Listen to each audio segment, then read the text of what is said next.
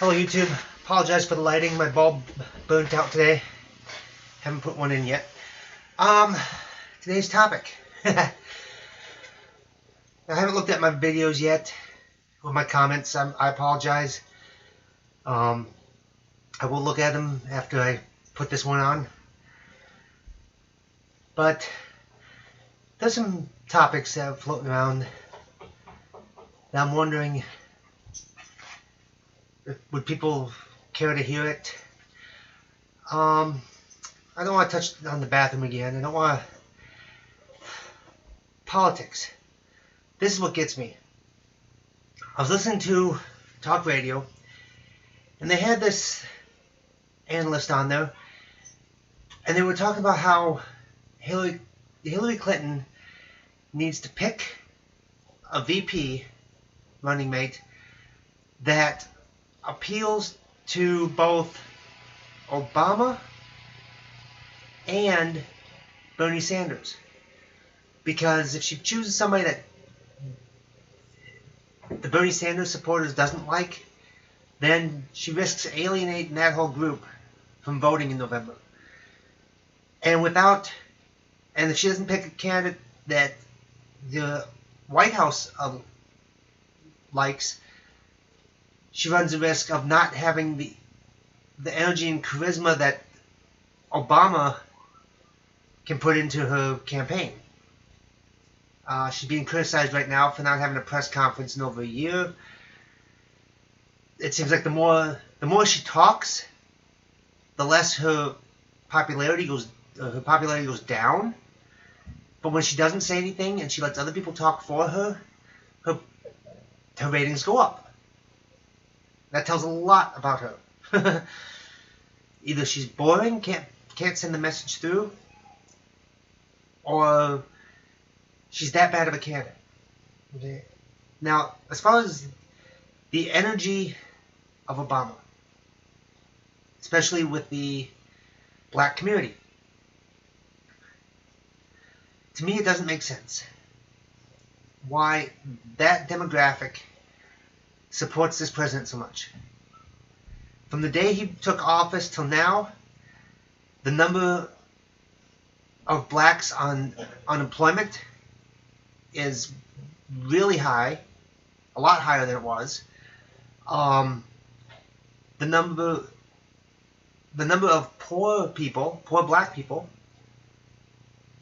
people living in poverty has gone up under this president. There is more black on black crime in places like Chicago than ever before. But somehow that demographic loves Obama. Obama hasn't done anything for them. Has not done anything for them at all. In fact, he's done worse for them by attacking the big industries of America that employ a lot of people. Not just a lot of white people, a lot of black people too. A lot of Hispanics, a lot of however you want to divide us, by religion, by gender, by skin tone, education levels, however you want to describe us, city, country, whatever. By attacking the coal industry, the steel industry, the oil industry, all your major players in America, he has put a lot of those people out of work. He boasts that the unemployment rate is down. It's because they quit counting people when they drop off of unemployment. You only allowed so much unemployment. After that, if you don't have a job, too bad, so sad, you don't get unemployment. So when they say, well, only this much Americans on the unemployment payroll. Well, there's only two ways off of that. One, you get a job. Or two, you've used up all your months and you ran out.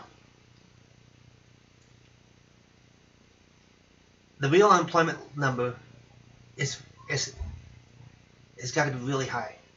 Because I know so many people still looking for a job. They're all living together. in a big, in a house, multi-families, multi-people living together, and taking odd jobs here and there. Sitting at Home Depot waiting for someone to come by and say, hey, I need you to help me put this up, or I need you to help me build this, or to do this or that, whatever. People going around saying, hey, I'll cut your grass because I don't have a job. I need money. I'll cut your grass. I'll mow the lawn, I'll wash your car, I'll clean your house, whatever it takes. I just need some money. So I don't understand why so many people like this president. And unlike Bernie Sanders and Donald Trump, who have fanatic supporters, Hillary's supporters almost have to be bought. When she goes off script, she bumbles. She stumbles over her words. She stumbles over her thoughts. Can't think on her feet. And I'm sorry to say, but there was an ad when she was trying to become president when Obama got the nomination about a 3 o'clock phone call from somewhere in the world. Who do you want to answer that phone call? Well, during that time, Obama was the president and Hillary was the Secretary of State. That phone call rang from Libya. Nobody answered it. Nobody answered it. To this day, that phone has not been answered because I have not heard anything about a counterstrike against that group of people, arrests being made. Nothing. Okay? Obama attacked Trump on foreign policy, but yet Obama will not help out an Afghan interpreter that helped the Marines get out of the danger zone with the Taliban. This guy is fearing for his life because he helped the U.S. And the Obama administration is not helping him. Instead, Obama wants to bring a bunch of Syrian refugees into the U.S. without a proper vetting, without proper background checks, without proper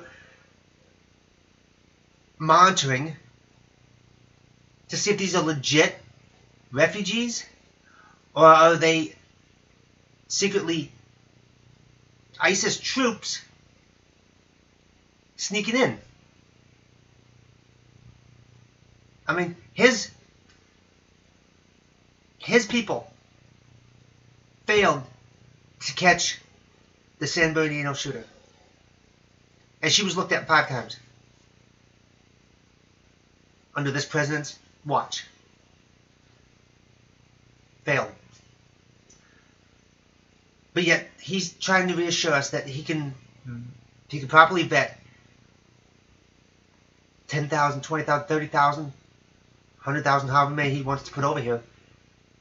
He's going to vet them all properly in the next 4 months so that he can get his numbers in there and say, look what I did for the people.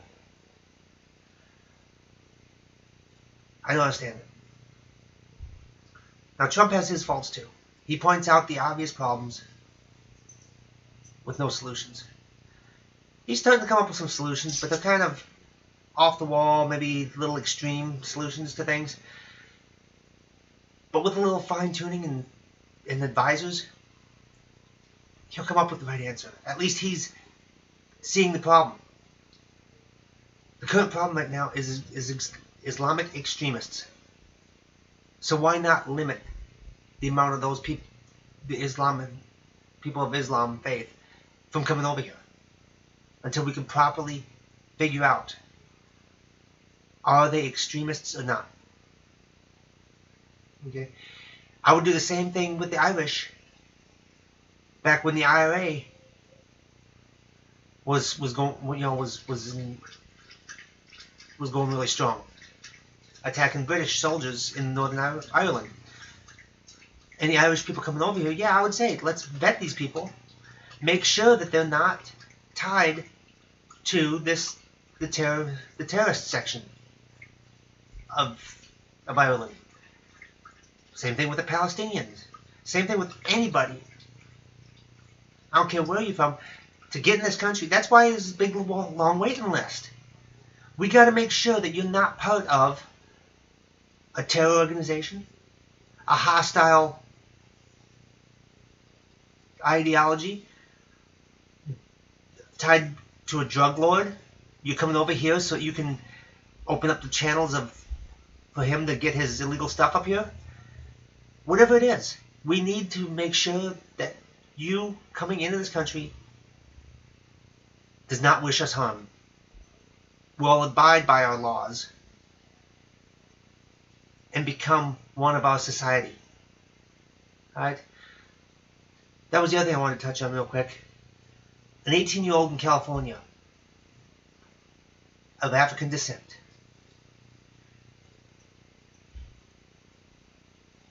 He wanted to wear an African piece of cloth over his cap and gown, or mainly the gown. And he was told no and escorted away from the ceremony because he refused to not wear it. Because the school said, everyone's going to be uniform, you all going to wear the same stuff, unless you received honors, then you get to wear the cord or whatever. Listen, please be quiet. Okay? So, he was told not to wear that. Oh. And he said, hold on, listen. And he said that his culture, that was his culture. That's my daughter. Now, I don't know if he moved here from Africa, but I know a lot of people like him that cherish their ancestral home so much that they'd say that's their culture. A person who's never left the U.S. only has a U.S. culture. He may have, that ethnic, some of the ethnic culture came from his parents. Okay, my daughter says bye. But, perfect example of this. When Somalia happened, I joined a group when I was in the military, transferred to a unit that was coming back from there, from Somalia. And all of the African Americans, before going there, were all about Africa. They celebrated, they loved it, they said, oh yeah, Africa's awesome. They go over there, they come back, none of them wanted to be called African. They said, we are Americans, that's it. Those people have nothing to do with the way I grew up. They have nothing to do with the way I live. They have nothing to do with the way I believe. Nothing. I am an American. Okay? So, the culture. I mean, there's one thing to be proud of your ancestry. I'm proud of my ancestry. Not proud of everything my original countries have done throughout history, but I am proud of who I am. I am. I'm proud of who I am. I'm half German. Do I like the Nazis? No. Just like in America. Just because you're an American doesn't mean you like the Yankees. Or just because you're American doesn't mean you like the current president. Or just because you're American doesn't mean you like baseball. Okay? So, just because I'm half German doesn't mean that I like the Nazis. I think German history is fascinating, just as I think American history is fascinating. Do countries stumble along the way through history? Yes, they do. They choose wrong leaders. They start doing wrong things. They correct themselves. Other people correct them. Whatever. But the history is wonderful. Okay? No matter where you come from, your history is wonderful. But realize that if you're in America, please learn American culture. Because if you hold on to your old culture fully, and you try to bring all that culture here, why are you leaving? Why are you leaving your country? Is my question. Why would I leave America to go to, say, England. Bring all my American culture over there. My celebrating of Thanksgiving, my celebrating of 4th of July, my eating of hamburgers and hot dogs, and barbecuing. Again. And I mean, there's got to be a reason why you leave your homeland to come here. Stop, Alyssa. Okay? So what I'm getting at is you can be proud of who you are, but realize that the culture you have is not the same culture as the place your ancestors came from. Okay? People from Cuba don't bring all the Cuban culture up here. They bring the good parts of it. They leave the bad parts there because that's what they left. They left the dictatorship. They don't want a dictatorship here. They left that political system because they don't want it here. They left for whatever reason because they don't want it here. Alright, so that's enough of this topic. I can keep going on. But I want to hear what you guys think about this. It's just something that kind of makes me wonder about people. You know, why do people support somebody like, I read a lot of Democrats in the DNC still support Hillary even if she's convicted of the email problem, the email thing that she's gotten into. Even if she's indicted, they still want her as the president. Why? Why do these people think like that? I mean, if my kid, and I don't have one. Stop, Alyssa. I'm trying to talk. No, Paco did it. So, why do people support somebody? I mean, even if I had somebody and they did something wrong, I wouldn't support them anymore. I'm a free thinker. I'm not a follower. I guess I'm not a sheep blindly following somebody. I'm not a lemming. Okay? That said, 10:07. I'm running out of time here. My dog's getting anxious. I will talk to you guys later. Bye, guys.